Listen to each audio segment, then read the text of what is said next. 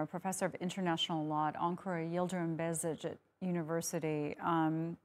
We just heard today from the Justice Minister that they've been issuing warrants, more than 130 warrants for people in these areas who may not have built up to code for some shoddy construction that is possible. Some of those people have already been arrested. What do you make of this? First of all, it's really sad that Turkey had such a powerful earthquake. It seems quite unprecedented that two earthquakes happened almost in the same day.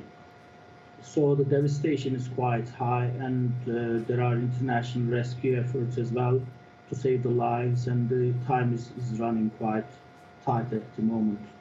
We really feel very sad to see that scenes, but from now on, the government should concentrate on to remedy the consequences of such powerful earthquakes. One of them is really applying the legal rules properly to the results of this earthquake. One of them is really quite significant. Although the earthquakes are quite powerful, maybe one of the most powerful earthquakes happened in the land so far, as the seismologists say. There are people to blame, obviously. At least for some buildings, the constructions are, with serious problems. It's being now started to observed by the relevant authorities that there are problems with the constructions. Although the legal regulations in Turkey are quite appropriate, especially after the earthquake happened in 1999. Turkey developed its own regulations to improve the quality of the constructions for powerful earthquakes. But unfortunately, in the application, there are people still to blame, especially the construction engineers and some other related people. So, it's the responsibility of the government to find out who are responsible for these kind of mistakes or misconducts. So it seems that the process has already started, and it's quite important. Turkey is a earthquake country. For the future as well, such kind of misconduct should be punished seriously, that we would not see the same problems. Yeah, some of the charges that they're talking about are quite serious too, including things like reckless manslaughter.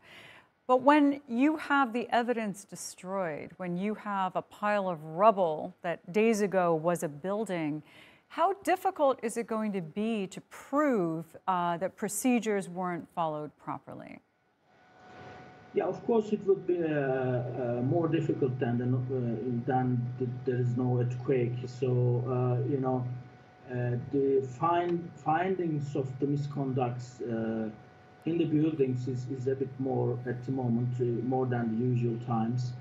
But still, there are evidences. The authorities have already started to collect the evidences from the rubbles to measure the qualities of cements and related, construction materials. Of course, there would be some other evidences like eyewitnesses concerning certain buildings, or permissions, or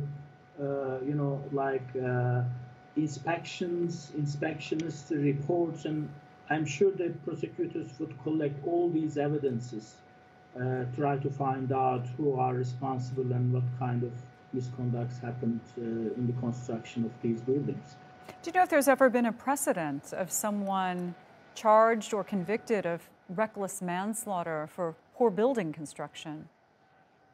Of course, yeah. In the previous earthquakes in Turkey, the same processes happened to find out the responsible people, and there were some trials on these, and there were some people to be punished because of these misconducts.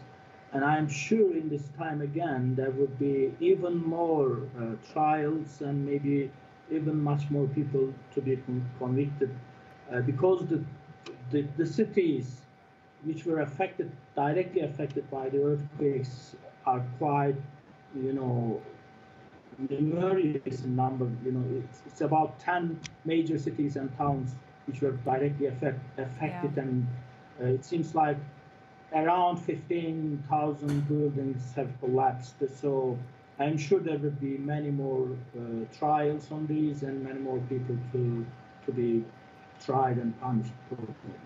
You asked the question, okay, was my building built well enough?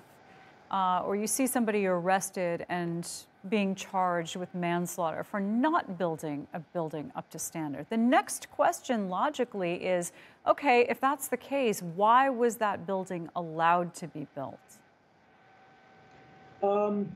Of course, there were some mistakes. There were some authorities to be blamed, but you know, contrary to the statements, recent statements from, especially in the social media, not all the responsibilities on the officials actually.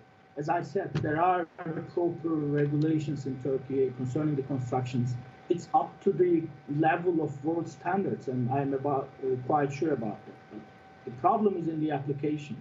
You know, as far as the constructions are being done, there are many people which are involved in this process, not only the officials. Of course, there would be some inspections, and inspections are conducted by private companies here. So it seems like as community as a whole in Turkey, we should learn that, you know, the earthquakes happened in this country and will happen again. So whoever we are, even the ordinary people who are purchasing these buildings, we should be quite careful about the standards and checking the standards, looking at the reports, and also, you know, authorities should be quite careful, even more careful about whether the you know, related people, responsible people are really doing their own job properly. So that's why the prosecutions are quite significant. This is my suggestion that, you know, the courts and prosecutors in the future should be quite specialized in, you know, controlling the cases. You know, maybe if there were any, you know, allegations about the misconducts in the buildings, especially in the large cities, then I'm sure that there would be some specialized, maybe prosecutors or courts dealing with these cases. Very interesting. All right, Yucel Acer, really good to talk to you. On this very subject.